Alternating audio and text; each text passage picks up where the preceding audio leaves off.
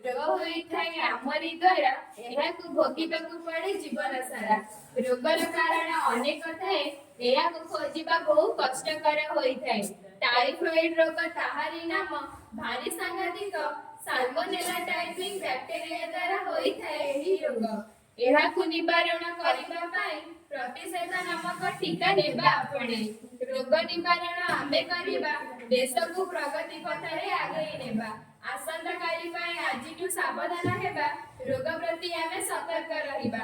ସମସ୍ତଙ୍କୁ ମୋର ରହିଲା ରାଣ, ଆଜିଠୁ କରିବା ରୋଗ ନିବାରଣ। Very good. ସ୍ୱାସ୍ଥ୍ୟ ଆମର, ଜୀବନ ଆମର, କରିବା ନାହିଁ ତାକୁ ଛାରକାର।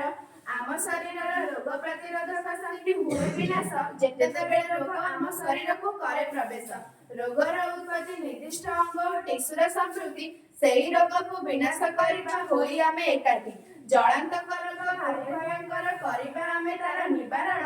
ଭାରତବାସୀଙ୍କୁ ରହିଲା ରାଣ, ଭାରତବାସୀଙ୍କୁ ମୋର ରହିଲା ରାଣ, ଆଜିଠୁ କରିବା ରୋଗ ନିବାରଣ।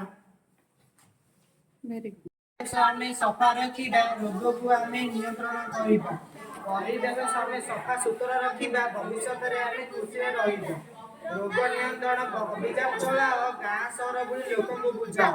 ରୋଗ ପାଇଁ ମିଳିମିଶି କରିବା ବିଚାର, ଔଷଧ ପାଇଁ ପଡ଼ିଯିବ ପୃଥିବୀର ହାହାକାର।